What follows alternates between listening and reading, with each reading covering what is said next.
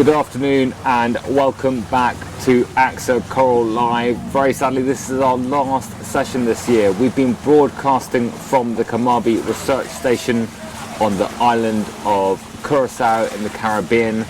Now that's in the southern Caribbean, down towards the Venezuelan coast, and Curacao is part of the ABC Islands with Aruba and Bonaire. And being based at the Kamabi Research Station is such a treat. It's a field research station and it offers wonderful facilities, not just to the researchers and scientists who are here full time, but also to those scientists who are visiting for a number of weeks or months for their projects. And it does two great things. It has all the facilities you would need to do your research, to do your analysis. So that could be in the dry labs, that could be sorting samples that you've picked up from the reef, or even looking more closely at some of those under the microscope to see what's going on. There are also wet labs, and wet labs are really sort of like creation of a series of mini oceans to isolate different parts of how this ecosystem functions and to find out a little bit more about the processes that are occurring on the reef itself. Now, being a field research station means that the field, the science word for the great outdoors, is just here, and it's the proximity of Kamabi to the reef that makes it such a special place to work. So you might be using scuba gear, you might be going even deeper on the reef using rebreathers, and that allows you to access this extraordinary underwater world, which is just beautiful in its own right, but also the place of study for most of the researchers here, so they can get their samples, they can set up experiments, they can explore and understand in even greater depth this extraordinary part of our planet. And this is a Meet the Expert live lesson, and I'm absolutely delighted that we have Kristen, Hi, one guys. of the researchers. Hello. Here. Really lovely to have you on Coral Live again. It's great to be back. I love this stuff. Brilliant, and looking forward to talking more about coral. But before we do, let's say hello to some of the students and schools who are watching. We have schools from Colombia. Colombia, hola. The USA. USA. And the UK. Oh, hello UK. Good day. Good afternoon. Good afternoon. Good evening over there. Yeah. We have a big hi to the crew at Coral Live from Professor Gazon Diaz in Bogota, and his students at INEM School are ready to learn in this live session. Fabulous. Hi, So, Bogota. We should actually just wave like this because you guys are right there. We have the grade 3s from Morgan Elementary. Hi, and Morgan they're in Elementary. Surrey, British Columbia, and they are so excited. Hi to all the students Hi, there. Morgan Elementary. And they're excited to learn more about the ocean and how we can conserve coral reefs. And thank you for being part of this experience. Thank you to Independence Elementary watching in from the US. Independence. To Independence Elementary. Hi. A big hello also to Rowan Willis, who is watching at home and learning lots in Cambridgeshire in the UK. Hi, Rowan.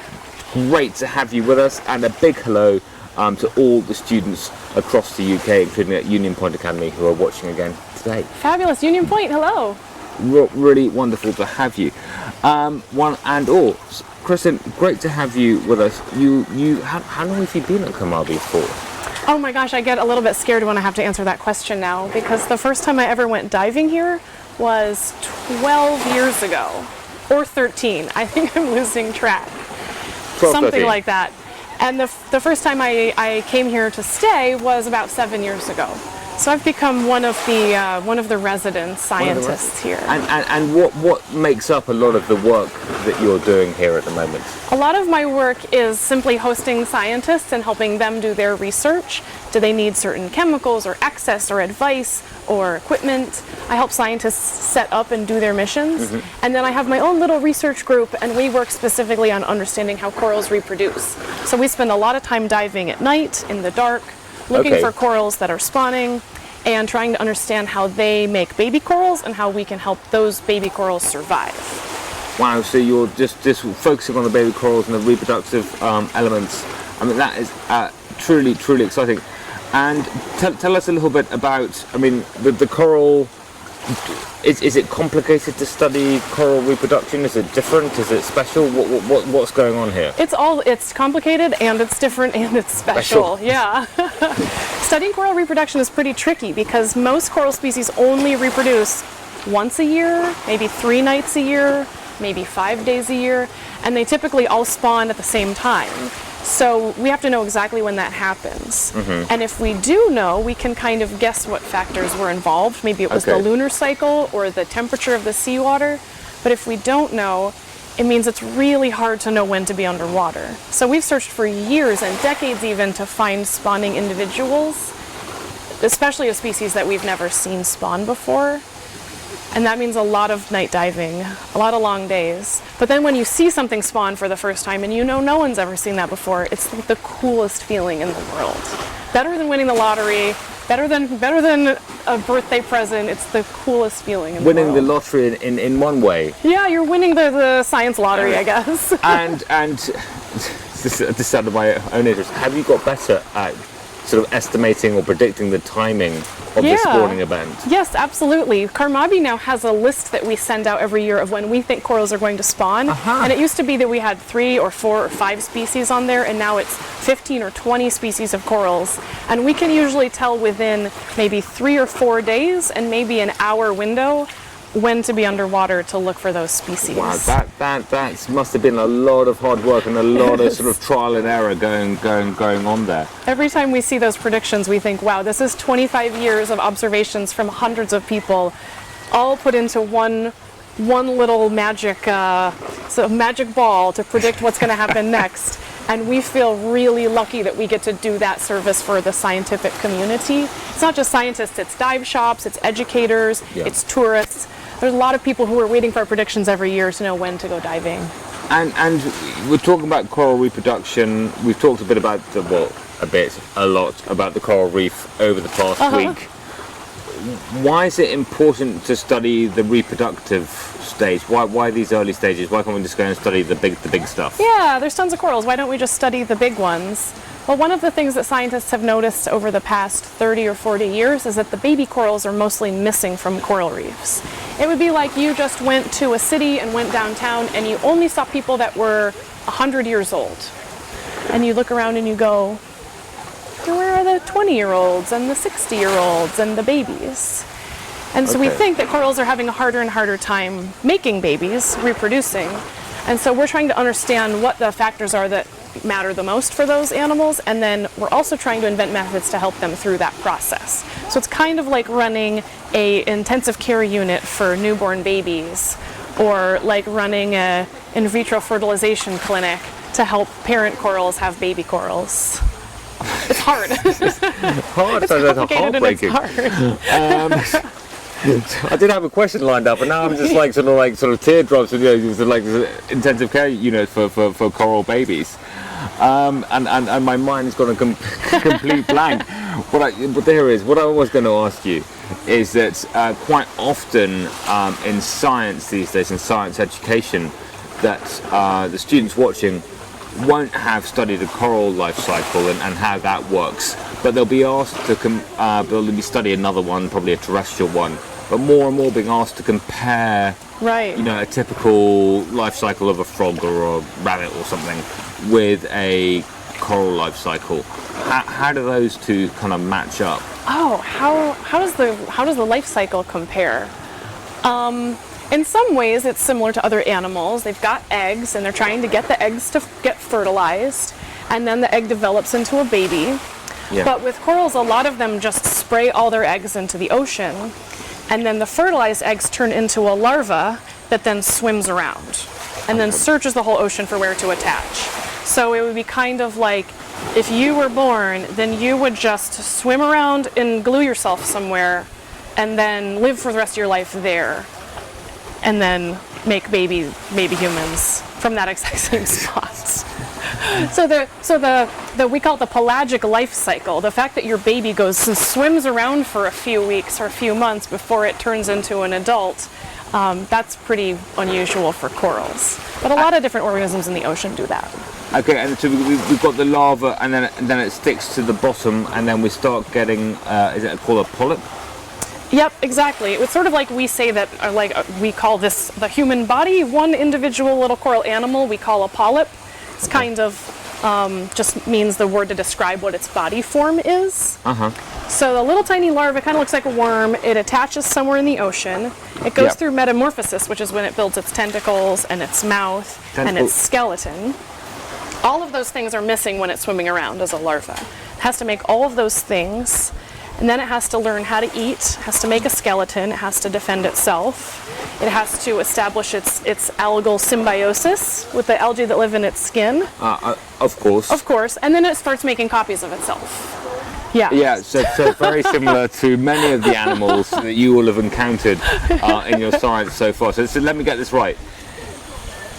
There's this broadcast of lots of eggs and everything else, and that settles somewhere like a little sort of like wriggly larva. Little wriggly dot. Little wriggly dot. It picks somewhere to spend the rest of its life, hundreds, potentially more years. No pressure. You have to pick right. It then goes from being a larva to an animal that looks like an upside down mini jellyfish stuck to the bottom of the sea. Tentacles. Mouth. It then gets plant-like algae to live inside its tissues to help it out, just to get a bit more food. Yep. And then it starts building rock structures. And copying itself. Right, perfectly normal. No pressure, right? No pressure at all. I think we need to meet some of your amazing babies. Let's meet an animal that's doing all of those things. Let's get up on here and tell us what you've... We're going to peek inside these little aquariums here. Yeah. So I brought everyone today a coral that is called the great star coral. Not because it's awesome great, it's because it grows really great big huge colonies, and I think because it has great big huge mouths. Okay. So I brought this coral to show you guys today because it's usually a pretty aggressive feeder. It's usually pretty good at stinging food and capturing it and getting that food into its mouth. We're going to try to feed it in a second, but first we should just look for a moment and sort of learn a little bit more about the coral animal. So I'm going to get my pointer of some kind. We'll get these tweezers and we can point out a few things. Okay. Ellie's got her super zoom camera zoomed way in on this coral. So if you guys can see the colors, not everyone can see all these different colors, but there's tiny little round mouths, and they're sort of circled by a little bit of green. And then circling around there is a ring of tentacles that are kind of an orange or a brown, kind of a reddish brown. And then if you can notice, there's multiple copies of these sort of same polyps, and some are tinier than others.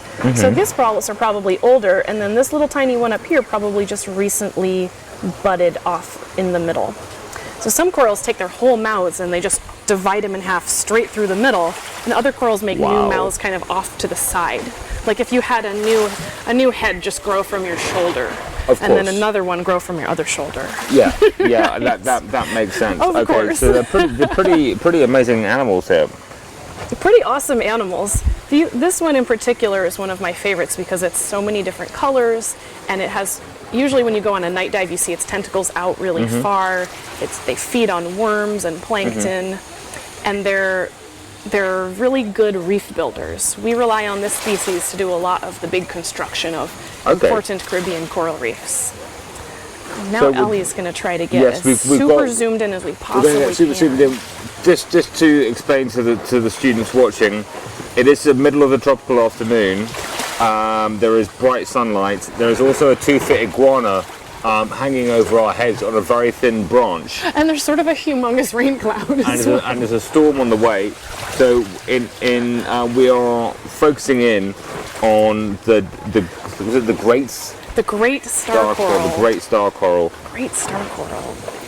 The scientific name is Montastria cavernosa. I think that has something to do with how cavernous the polyps are, so big and amazing. Chunky. So what would the great star coral normally eat, and how much of its food comes from stuff it catches? This is a coral that we know eats a lot. Some corals depend a lot more on the algae in their skin for food, but this coral we know because we see. We know that it eats a lot of worms and copepods and all sorts of different plankton animals. We know that it can eat what we call detritus, which is just kind of clumps of muck and bacteria that are falling in the water column. And then scientists can also measure the differences between coral species and how much they eat food versus rely on photosynthesis, and they do that with all sorts of really cool chemistry methods. So we know from watching and from chemical analyses that they do like to eat a lot. Brilliant. This one hasn't had food yet today. Hungry. Which might be part of the reason it's got its tentacles out. It might be hoping for a snack. So what might we offer up? So let's see, what do we have? Was this one the new one? This is the new one. So I brought little tiny bits of mussels, just like you would eat in a restaurant, some garlic butter. And this is not the only thing that these corals will eat, but very often a fish or an organism in the ocean will get eaten or chewed apart, or it'll get crunched up into little bits, and there'll be little bits of food in the water column, and corals will eat those sorts of things opportunistically. So it wouldn't be totally out of the question for a coral to eat a little bit of a snail or a slug or a mussel. I'm going to try to find a tiny piece here to start us off with. Every time I pick a tiny piece, though, it turns out to be really humongous. Okay, this is the one we can see, but we'll probably also be able to see. So we're gonna feed how old is this one? This coral's probably 3 years old, maybe 4. It's kind of a slow-growing animal. It's only going about a centimeter a year. So, I mean, imagine if you were 4 years old and you were still only about the size of a golf ball. All right, we're gonna put this food. Oh, I just dropped it. That's less illustrative. Okay, maybe I'll just drop it over here and we'll see which polyp gets it. Ready? Wow, yes! that really has gone straight in. Whoa, that went fast. That's just. And does each polyp need to eat on itself by itself? Yeah, that's a good question. Now are all these other polyps do you have to feed all the other polyps who are just going, hang on. This one polyp's got a Is that gonna land on there? That's a good question. Do they all need to eat? We know that corals share food between polyps, so we know that. That's nice of them. That's nice of them, and that's part of the reason that they form colonies that are so organized and so tidy around the edge. So we know that some polyps might eat more and then share those sugars and fats with their neighbors, and then other polyps might be involved more in claiming space or fighting for terrain on the reef, and they may eat less, but then get more nutrition from their neighbors. It's kind of like your stomach does all your digestion for you, but then your body moves all of the food all around your body. They kind of act like one big super body when they're sharing food. So look at that. The two polyps that are eating have both contracted their tentacles around the food, and they're starting to pull that piece of food down into their mouths, and then down below their mouth is a little tiny stomach, and inside there's little filaments that we call mesenterial filaments, and those are covered with all sorts of enzymes and acids, and they're just going to digest that food until it's the building blocks, the little lipids and little proteins and little sugars, just like your stomach does, actually. Well, my life is made feeding a coral 3-year-old. Feeding a coral 3-year-old. Feeding a coral lunch. Right, extraordinary. And so you were saying, we're talking a little bit about the algae, and is that why it's this brown color? Indeed, yeah. A lot of the color of this animal is from the symbiotic algae that lives in its skin, little tiny single-celled algae, little single-cell plants that are inside of its skin. And then a little bit of the color is from the pigments that the coral makes itself. So we can actually show you guys some of those pigments with our fancy, cool blue lights. If the lighting in the sun will cooperate with us. Let's see. So let's find blue lights. We've got this guy. Oh, I think we also need to try. Are we going to put the filter on Ellie's camera again? Yes. Okay, so we have to put a filter on the camera, and then we're going to shine the crazy blue light. And the filter on us? And the filter on us. Last time we had Jamie wear the cool glasses. Then I brought my little handheld spectacles. These actually go over your dive mask, so you can dive underwater and then see all of the fluorescence. A little strap on your mask. Wow, the world has just gone yellow. The world's gone yellow. It's very yellow. And Ellie's got the blue lens, or the yellow filter on her camera lens. We're doing a lot of multitasking. You can also tell it's Friday in the Tropics because the band just started in the background.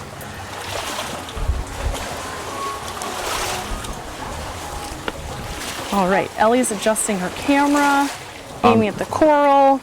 Jamie has dropped something, I've dropped something. under the pier. We're coming back. There we go. It's all happening. It's all happening. All happening. There we go. All happening on Coral Live. Oh, God, the world looks funny yellow. How are we doing, Ellie? We're nearly there. And so what we're going to do, we're going to shine a blue light at the coral, and it's all going to go. Am I allowed to sneak preview? Yeah, should we? I don't know who's looking where right now. Everybody's looking over. We're going to take this crazy blue light.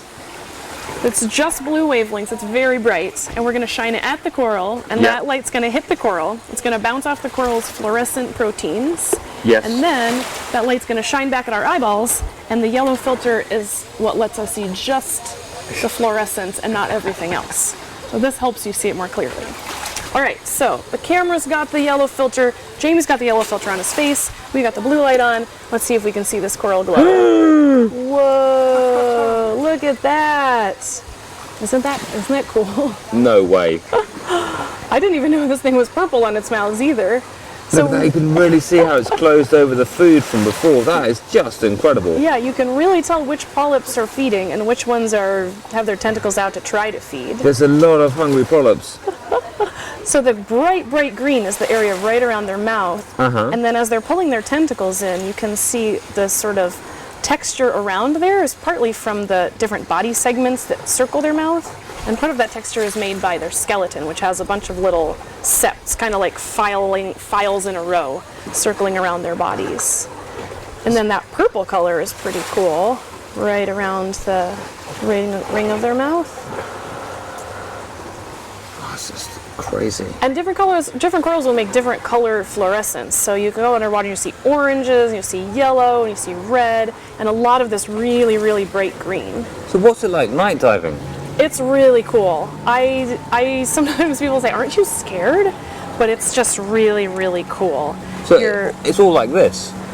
Well, a lot of times we just use a regular flashlight, but yeah, it's definitely just mostly dark, and then you've got your tiny little flashlight to find your way around, and you're looking for animals that are doing specific behavior. So you're looking for a coral that's about to spawn, or you're looking for a coral that is spawning.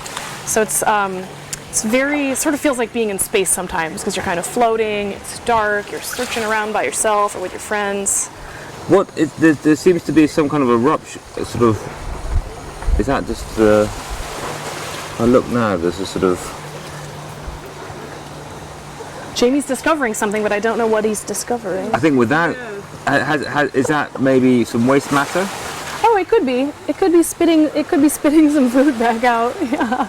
Coming all the way to the surface. I think it's easier to see without the yellow. Oh yeah. Yep, that looks like it's probably some waste material. It's probably bitten off more than it can chew, so to speak. And it might be sort of releasing waste and then making room for this new chunk of food. Yep, so coral eating lunch and maybe also... Pooping, I think so. A little bit as well. Cut to the chase. Just here. Multitasking.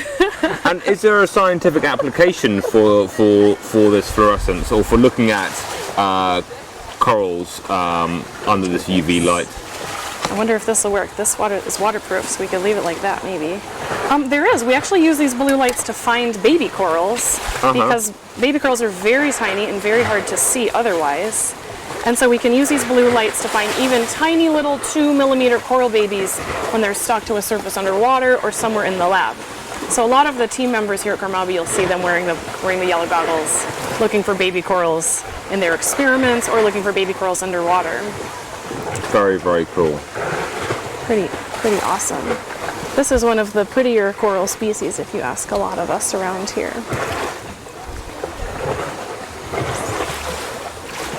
And so, I mean, what does what does it look like before it gets to this multi-polyp stage? Multi-polyp stage. Well, I brought you some baby corals to look at as well. Can't show up here without some baby corals in hand, No. right? So last year we showed you swimming coral babies in a little Yes. tiny container. Those little Yeah. swimming larvae, just little white dots Yeah. swimming around. Well, now those same corals are a year old. So I brought you some one-year-old corals to look at. Thank you. And one of them is very fluorescent, so I think we should try to look at it under the fluorescence as well. And maybe we can try to feed it too. Okay. I don't know if it's Shall going to I move this one down? Let's move this one and we'll switch containers. And we know that these corals are okay for a short amount of time, but we are not going to leave them on the pier for the rest of the day in this tiny little containers of water. All right, so I'm going to show you the coral that's on the left here. It's tinier, but it should glow really bright green. And we should be able to watch it eat also. So that's just the single polyp that looks like a... Well, it looks like a polyp, doesn't it? It almost looks like an asterisk. Looks like a little star. Oh, it's reacting to the blue light, though. It just pulled all of its tentacles in pretty far. Or maybe if we sort of Give it a little bit less, waft some, a little bit less light. or waft a bit of muscle near it, whether that would entice it to come out again. Let's give it a try. Let's see if we can feed this one a little tiny piece of food as well. This is a coral species that we spent a really long time studying before we understood when it spawned. And last year was the first time we ever raised babies of this species. So the people sometimes call it pineapple coral or elliptical star coral. No one has ever raised babies of this species until now. Congratulations. It's pretty exciting. They're also very cute. They're one of the favorites here at Kermabi because they have such long noodly tentacles. All right, we're gonna see, this is kind of a big piece of food, but we're gonna see if it can eat this. Ellie, are you ready? Yeah. Yes, okay, we're gonna see if this little baby pineapple coral will eat this little piece of food. Here we go. It grabbed it. The food is kind of like a pinkish, whitish color, and the ends of the tentacles are very green.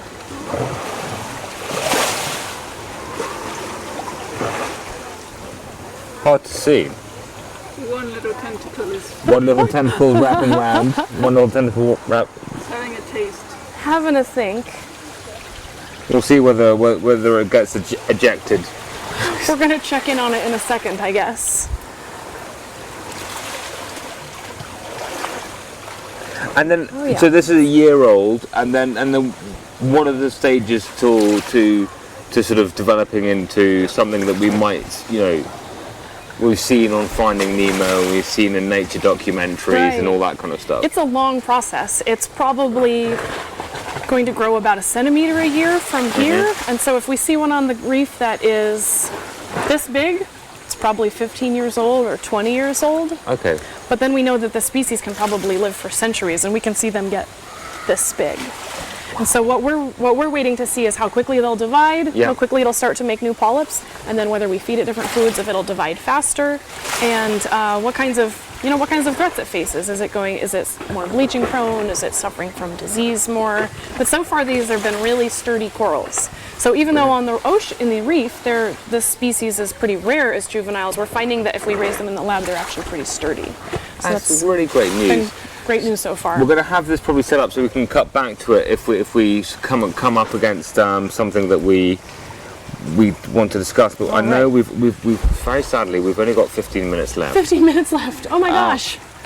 What was that? Oh, we have one other coral that we can also take a peek at too. It's actually a bigger baby coral. Yeah. It's also 1 year old, but it's quite a bit bigger. And this one is still also one polyp, but it's starting to stretch out, like it might start to divide. So Ellie's gonna move her camera, and I'm gonna move my light. Check that one out. This is a brain coral called Colpophilia natans. Oh, that's cool. The It's background beautiful. looks It really is cool beautiful. too, with the purple. And you can see the tiny little tentacles with those bright green dots around the ends, on the ends. This is one of the prettiest corals. It makes really fat, huge brain corals, It can grow corals that are like the size of a boat. When it's feeding, it has really long, mushy tentacles everywhere. You can't even see the maze shape anymore. It just looks like a big wall of tentacles. And this one also does a really important job building huge structures on Caribbean coral reefs. So we really depend on this species to do a lot of work for us. Absolutely incredible. Thank you so much, Kristen, for sharing this with us. I mean, it's just very, very special I'm indeed. excited to show you guys this. We've been working really hard since you were here last year, and it's fun to show you some of the progress. The success of the work. 1 year old. Congratulations. 1-year-old babies, The including the birthday baby probably quite pineapple recently. corals. Yeah, they probably had their birthday about 2 or 3 weeks ago, and We'll have to send a birthday card next year to make sure that we celebrate their birthdays happy properly. 1-year-old corals, happy 2-year-old corals, happy 3-year-old corals. Let's grab a seat Oh, back right. back down, because we've got some really wonderful and important questions, not just about coral, but about science in general. And I'm going to start off with a biggie. Oh gosh, you guys asked such hard questions this morning. I'm going to start off, and this is from Bogota. This one. Bogota! Is it difficult to be a woman in science? Is it difficult to be a woman in science? It is difficult to be a woman in science. I think the biggest challenge is that people will automatically assume you're not a scientist, or automatically assume you're not the boss, or automatically assume that you don't know how to do that, or that you don't know what you're doing. So you kind of feel like you're constantly having to prove yourself over and over again, only because people have an assumption about you. But I think the more that marine biology becomes collaborative and diverse, the less it matters. I can tell already throughout my career that it's becoming more diverse and welcoming and inclusive. And that feels really good, because once your team is more diverse, you're also smarter and faster and more nimble. So Yeah. it's tricky, because you kind of don't get the benefit of the doubt, but I see it's getting easier.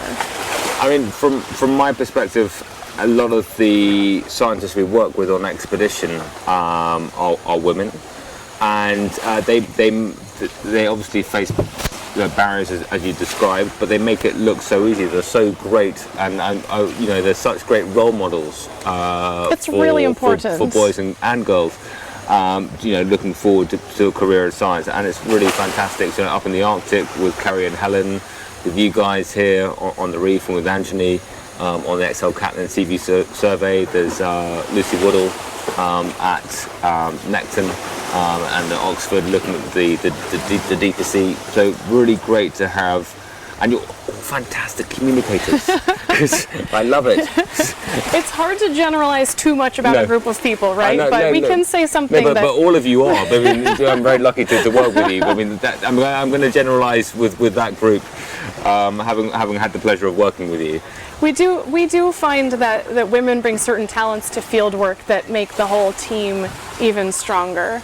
So I might not be able to lift the heaviest chain off the bottom of the seafloor, but I might just breathe a little bit slower on my tank of air. So I might actually get to stay on the reef longer because I breathe a little bit slower. So sometimes you have advantages in science that aren't obvious, Yes. but help make your overall team even stronger. Who inspired you to become a scientist? Who inspired me to become a scientist? I was always really curious. I was the 3-year-old kid digging in the dirt and trying to understand how bugs worked. And I was just constantly curious about the world. So I think probably the most important thing that got me into science was my parents just letting me be curious. Mm-hmm. And then I met a few people throughout my career whose science I really respected for how creative it was, and how clever, how creative, how ambitious it was. Yeah. So you often find a person, you go, I want to be like them. I want to do elegant experiments like them. I want to uncover new puzzles like them. So there were 3 or 4 professors along the way whose work I said, that's really cool. I want to be like that. And there's a tiny little secret all the way back about how I became a scientist, and it's James Bond. That famous scientist. James Bond, the famous scientist. Yes. My neighbor, when I was little, wanted to learn to scuba dive so he could be like James Bond. And then he got his dad into diving, and his dad got my dad into diving. And then I learned like 15 years later that the reason that I was a marine biologist was because of James Bond. Brilliant. It can come from anywhere. You never know when inspiration is going to strike. We've talked a little bit about the growing gender diversity and how that, what that brings to teams and able to achieve more things. There's a question here about international diversity, and the question is, how many languages do you speak? How many languages do I speak? I speak 2 fairly well, and I speak 2 pretty badly. Yeah. You had a second half to your question. Well, I was going to ask just to contextualize it, how many languages we think are spoken at the station at the moment. At Karmabi. Because I think that's a really interesting, point. Yes, is how, international and collaborative science is. Yes, absolutely. I was just thinking about this yesterday because I was watching a bunch of students giving presentations about their research, and I looked around the room and I realized that there were 8 different native languages in the room, 7 or 8. So there was a woman from Greece, a man from the Netherlands, a girl from Curacao, 2 women from Mexico, a man from South Africa, an American, a French woman. And so somewhere in there I realized that as we grew up we spoke 8 different languages at home.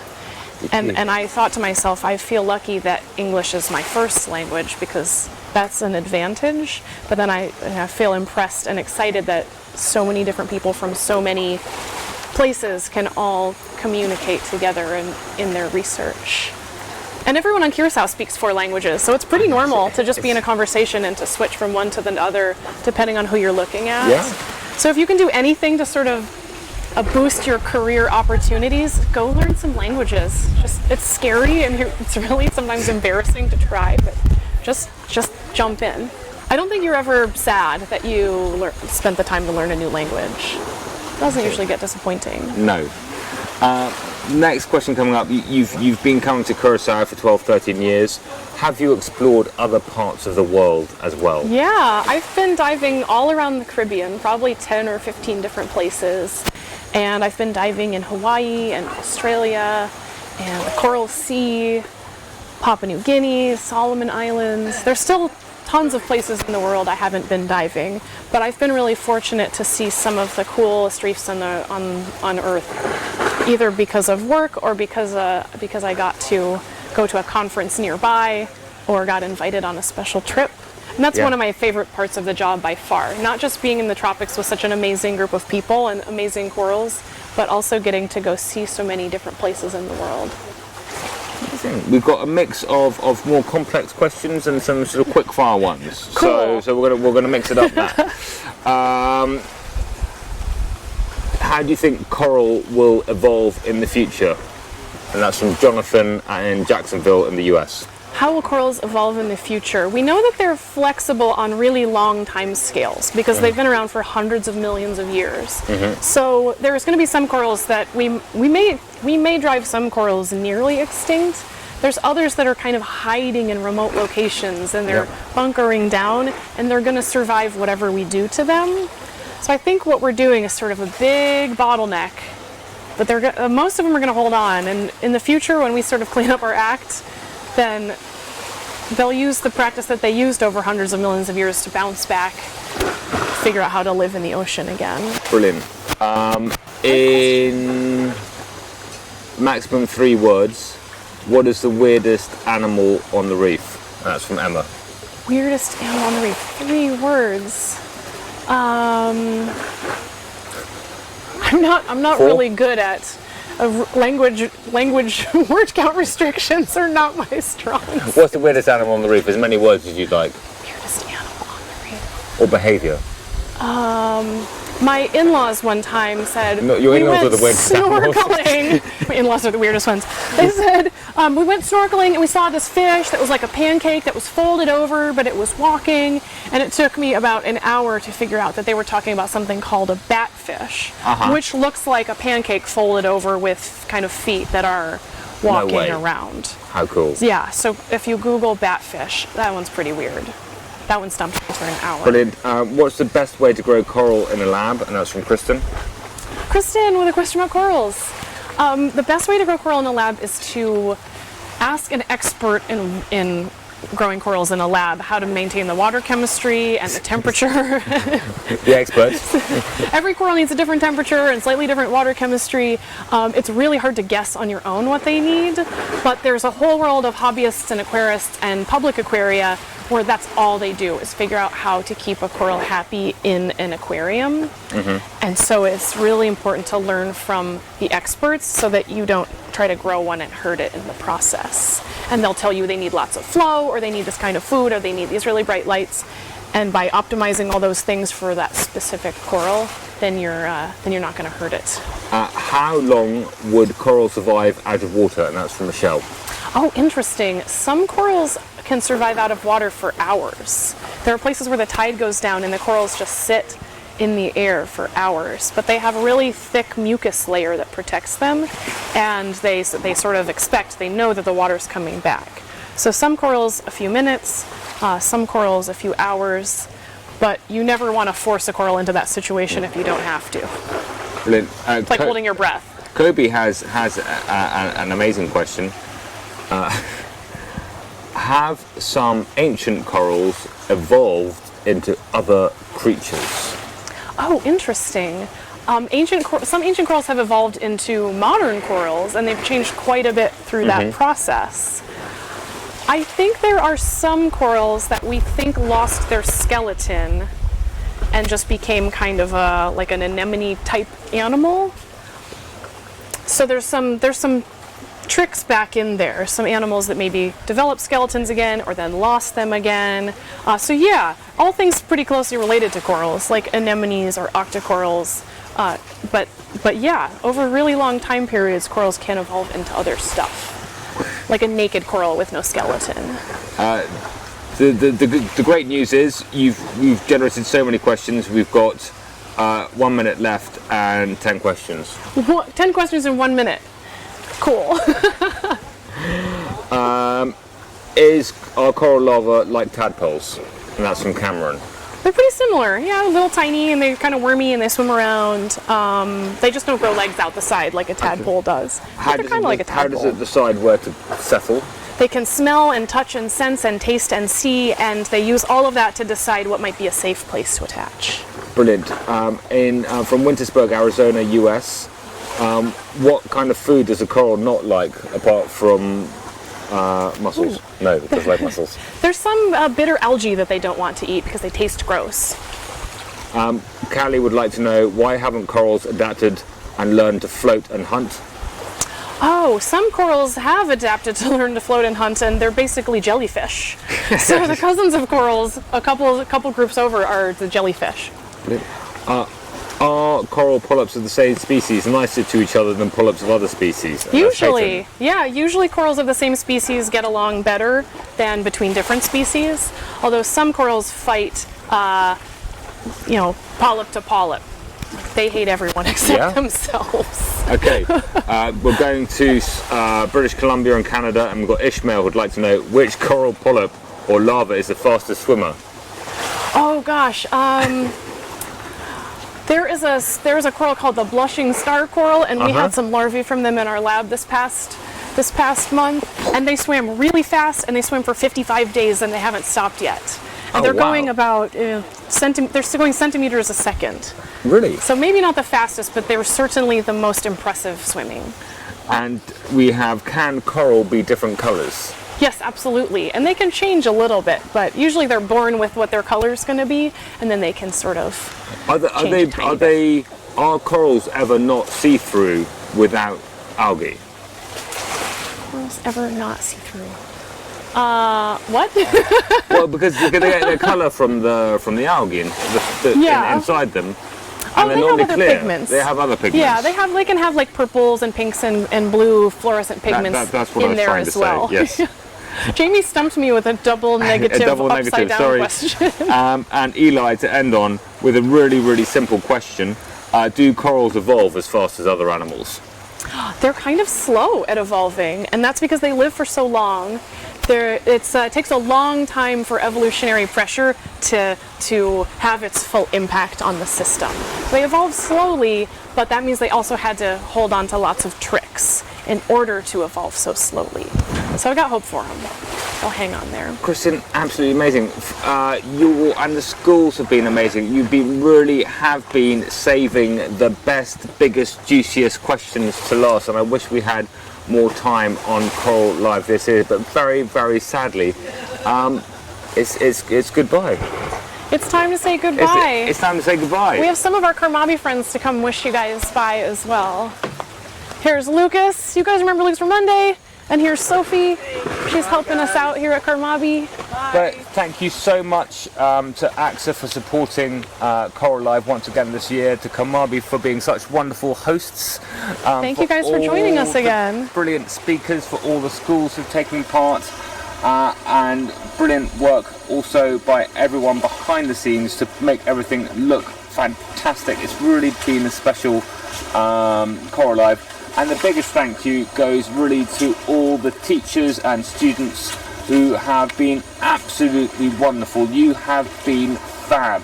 Thank you so much for taking part in Coral Life, and we very much hope in a few years to welcome you as a visiting researcher on the Reef. Until next year on Coral Live, but we do have plastics-free Christmas coming up next week starting, and then we'll be up in the Arctic in May. But until then, it's goodbye from the Reef. Bye guys.